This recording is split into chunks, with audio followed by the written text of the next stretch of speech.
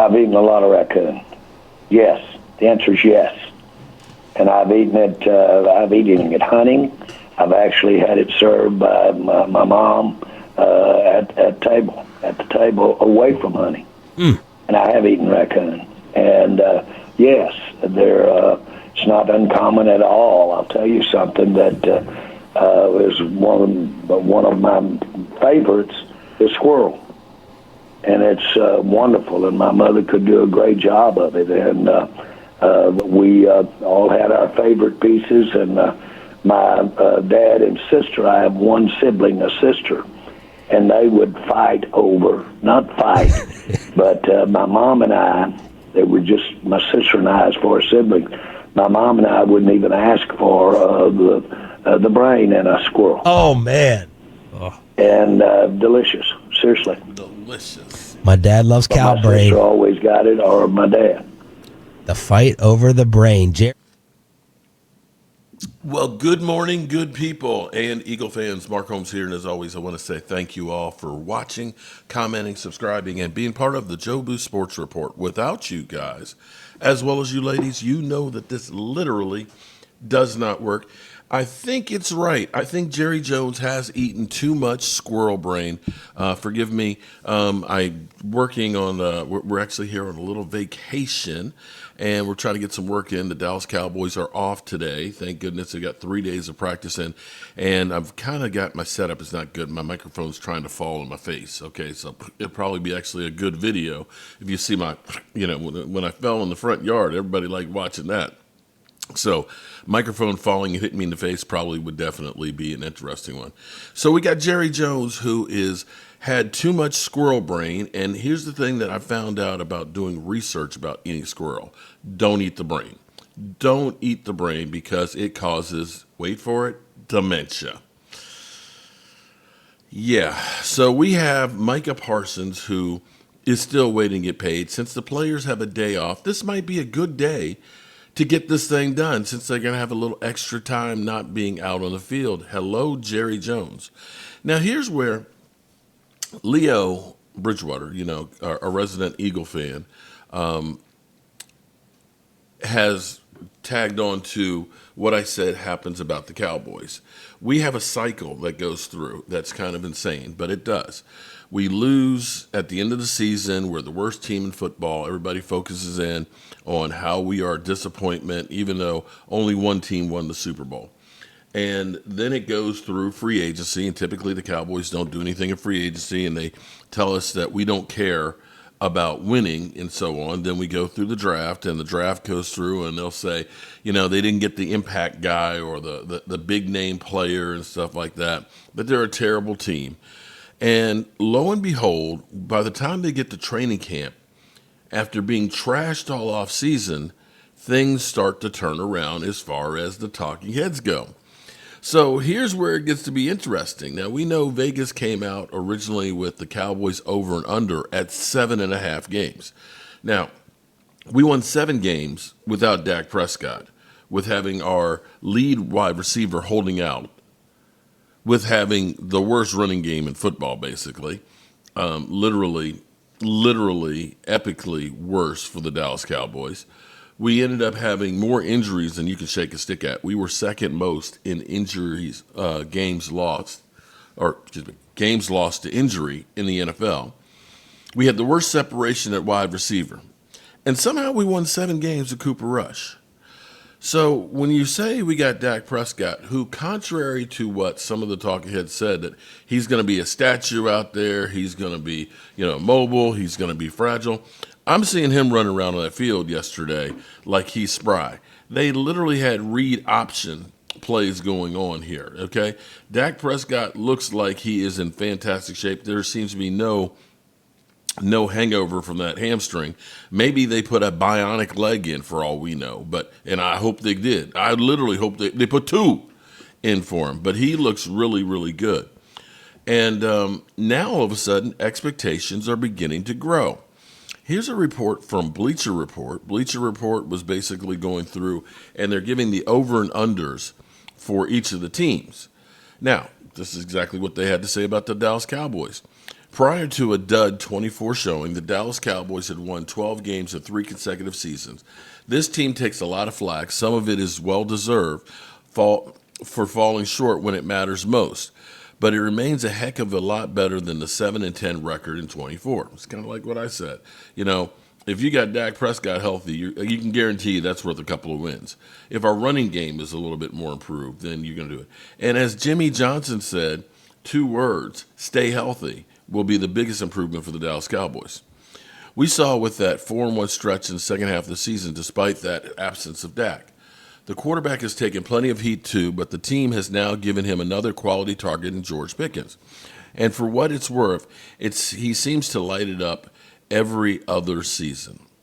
In odd number years since 2019, Prescott has missed just 1 game while throwing 103 touchdown passes to 30 interceptions for a 103 passer rating. Don't forget he was an MVP runner-up in 23.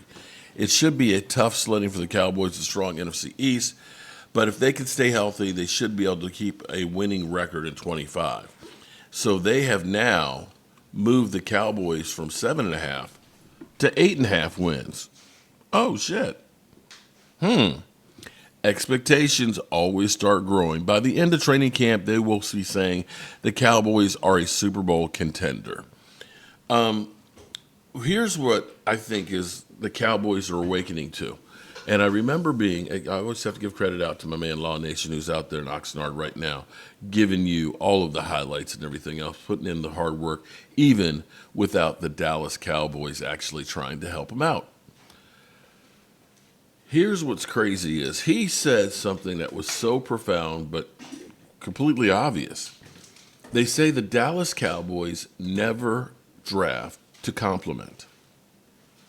They always draft to replace.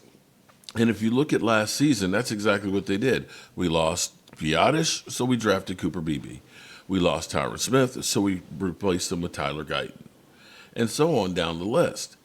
You never get to a point where you're adding more than what you've lost.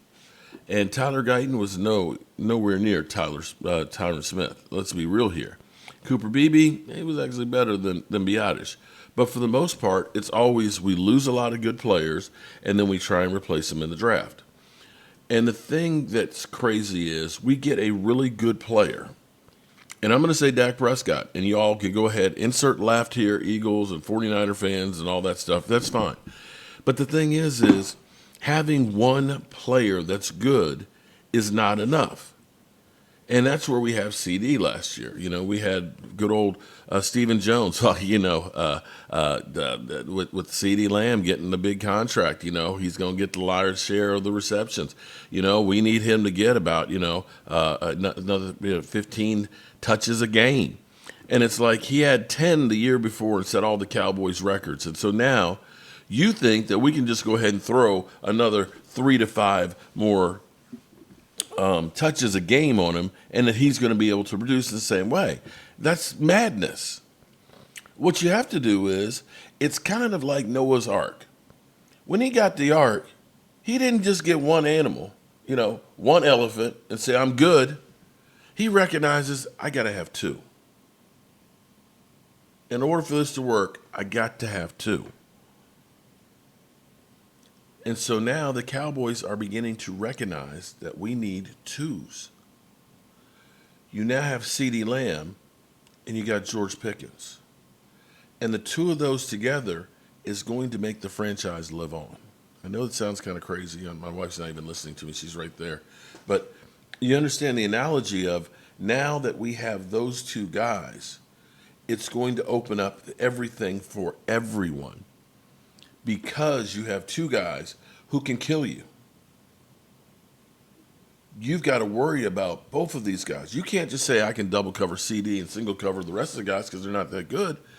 I might have to double cover both of these guys, which means there's going to be less chances that we're going to end up having, 8 men in the box if you got those 2 guys out there. And because you're so worried about those guys, you can believe that Jake Ferguson, he's going to eat because he's going to clear out the middle.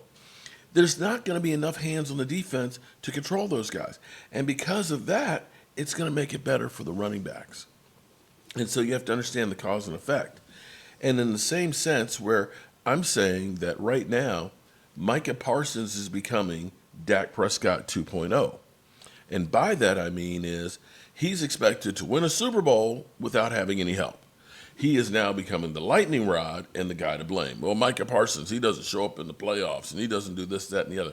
Well, when he's the only guy that's out there, and when you get guys saying that he's selfish because he doesn't want to play just edge rusher, he doesn't want to play linebacker too, not to throw shade at you, Jesse, but, you were having a hard time playing one position, which was wide receiver. What if we said, Jesse, you not only have to play wide receiver, man, you also got to play running back. And you're selfish because you're not trying to learn to be a great running back. How stupid is that? Sorry, Jesse, no disrespect. But we're learning that maybe, just maybe, the Cowboys have the steal of the draft. I know it's no pads on yet, okay? But Dano EZ makes it look easy.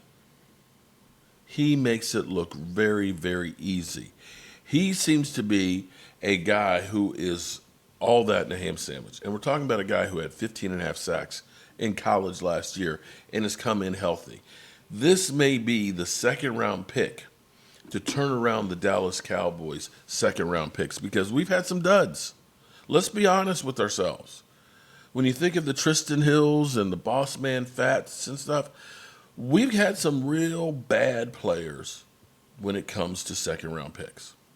And Dano EZ, right now, if he can continue the same way he is right now with pads on and be impactful, you could possibly see a guy, I'm going to say something crazy, rookie defensive player of the year. And go ahead, insert laugh here. But because you have Micah Parsons, if we get his deal done on the other side, and you're so focused on that, this guy comes out of the box like a Chase Young, for example. Let's hope that Chase Young first season, not the other ones, because he just kind of lost it. But if he comes out like, say, a Chase Young as a rookie, and having a Micah Parsons on the other side and an Osundigizua, you can't just focus on him, because if you do, Micah's going to kill you. If Micah's going to kill you, you can't focus on this guy. And this goes back to Noah's Ark. You got to have pairs. You got to. She sees it now. Okay, you got to have pairs. You can't just have the one elephant or the one giraffe. The species will die. So you've got now the lion, and I don't know what we're gonna call Dano EZ, but he's another lion too. And that's going to be the difference of making things work on this team. Too many times we look at it and we say, well, Dak's just a failure. He's a choker. But you got to understand that when you get into playing against elite talent, they got the best of everything too. And if their roster is better than you, their defense is stronger than you, and you only have one guy to go to and no running game, you're screwed. You got to have your pairs. So I feel good about where we are with those guys and look forward to them getting the pads on. So here's where, again, expectations are growing for the Cowboys. Get up. Talking about the Cowboys and their expectations. Let's see. Oh, shoot. I got to add that input, don't I? Damn. I'm sorry, guys. Here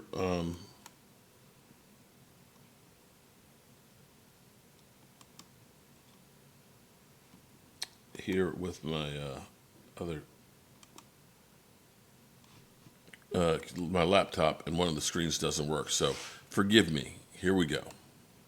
Get up. Harry and Mike T and D Wood are here. We'll have college conversation as well. And a reminder, a week from today, we will be reacting to the first preseason game of the year. So football is back. 32 teams are in training camp, so let's go camping. We head back to Oxnard, California to begin. Dak Prescott and the Cowboys continuing to work.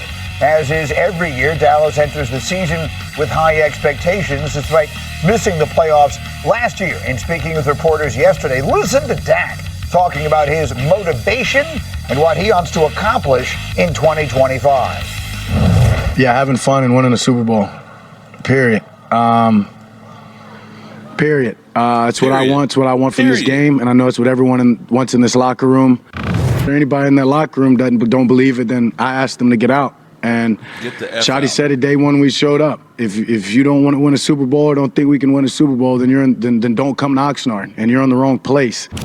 I want that first and foremost now, and that is the urgency that I carry with just the love and the passion of this game is not only wanting to win for myself, but one to win for this organization.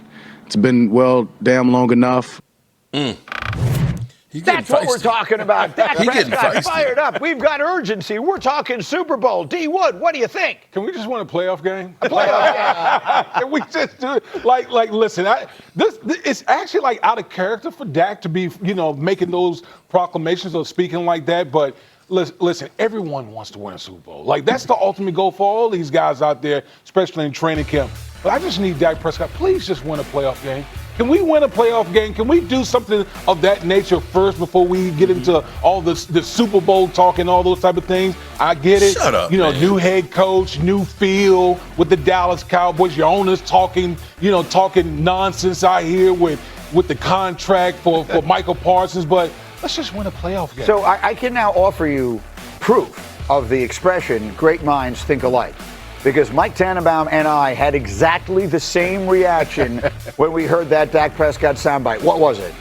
He said exactly what he should be saying as the leader of the franchise, and that's why, Greeny, he's so well respected by ownership and his players and the coaches. That's what you want your battlefield commander to be saying. Like, that is the standard, and that is why Dak Prescott is the right guy for this situation, because you have an owner that, for whatever reason, at this point in his life, Greeny, says the wrong thing, and he inflames the situation. That's the point I'm making, is that what we just heard from Dak Prescott, that's what we should be hearing from Jerry Jones to open up. No, listen, who am I to tell Mr. Jones what he should be doing with his team? But I'm doing it anyway. That's what he should be. He should be sitting up there saying, we got a good team. We do. And we got a chance to win. And we're here to win the Super Bowl. And anyone who doesn't think we can win the Super Bowl can get out. Instead, he's sitting up there talking about the possibility of his best player getting hit by a bus. That's a literal quote. And so that's what I mean. That's why that was so frustrating. And this is so much better. I want my quarterback sitting up there saying, we're going to win the Super Bowl this year. That's the urgency. And if you don't believe it, get out. Well, it's finally you have a Dak Prescott that said, you know what, I'm not going to be corporate, Dak. Damn it, I'm going to say how I feel and what we should be doing. And it's great that your leader of the organization, the guy who's at the quarterback position, is actually saying these things. Now all you have to do is go out and do it. And for Dak Prescott, you need to be the reason why you actually are able to do it and not the reason why you lose. Look, that's fair. But whether or not he has always... How much of the culpability for their lack of postseason success you want to put on him is a fair conversation, but a different one. Right. On July 24th, which is what it was when he was saying those things, that's what you want the leader of your team saying, right? You said it a moment ago, and you're right. Every team feels that way, but that's leadership. That's what you want. That's the rope you want everyone tugging on in the same direction. Yeah, I think, listen, to the point that you guys are making is that we want the focus to be on football and having one voice talking about that. When you having, your owner saying one thing and Brian Schottenheimer and Dak, I think they're just trying to refocus everybody on what's really important right now. It's not contracts, it's not any of that. It's about focusing on football and how we prepare this journey. Well, you guys both worked with Brian Schottenheimer with the Jets. Yeah. Pardon me, you played for him. You were the GM when he was the offensive coordinator. He's that kind of guy, right? And he's somewhat accustomed, you made a good point this morning, to having someone that he's working for who likes to say a lot of things. Are you referring to a bellicose Rex Ryan? Yes, there is no other kind of Rex Ryan. But look, if we do the autopsy of how he got hired, clearly when Brian Schottenheimer was hired by Jerry Jones, Dak Prescott felt good about it. They are very like-minded, as D. Wood knows as well. Brian is very much more of a Jason Garrett type. Keep the ball in the fairway, not going to inflame anything. And that's a great compliment to what you have in the ownership. So to me, yes, the success we had in New York with Mark Sanchez, Rex Ryan, Brian Schottenheimer is well qualified for this situation. So, Harry, let's finish this part of the conversation by doing the mathematical equation that is on our screen. Brian Schottenheimer his offense, plus these Cowboys, this collection of talent equals what? Number one, I would say a balanced attack. And that's what you got to have in today's football. That's also, true, you look Bruce. at a lot more movement pre-snap, giving the defense something else to think about before the ball is actually snapped. A little eye candy, which gives you advantages on the offensive side of football. And also emphasizing the line of scrimmage. That's where the game is won, whether it's offense or defense. But offensively right now, emphasizing the line of scrimmage and how important it is for this team. High-profile, glamour team thinking big-time thoughts. Those are the Dallas Cowboys. They are also the Pittsburgh Steelers, who are in camp right now with their new quarterback, Aaron Rodgers. We could end that with Aaron frickin' Rodgers. All right, expectations growing for the Dallas Cowboys. Don't forget, tonight, 9 o'clock Eastern, we'll be doing our live stream. We'll be getting lively right here, and I can't wait to see you guys. As always, I appreciate each and every one of you guys. Keep the faith. The Dallas Cowboys will be better than advertising. And this is not just fake hype. We're getting a lot of guys that are performing better than you expected. Sam Williams seems to be healed up pretty well. In a contract year, definitely looking to get paid. You can raise your expectations for him. Kyer Elam looking like he may be grabbing the starting role right there. He's looking really good. And even guys like Jonathan Mingo, with getting reps and things, are beginning to start looking a lot better than they did last year. So this team may actually have more depth than what we've had in past years. So we'll see how it all goes. Alrighty, good people, as always, I appreciate you. And Eagle fans and 49er fans, shut the fuck up. Shut all the way the fuck up until you reach the top of Shut Fuck Mountain, where there are no more fuck ups to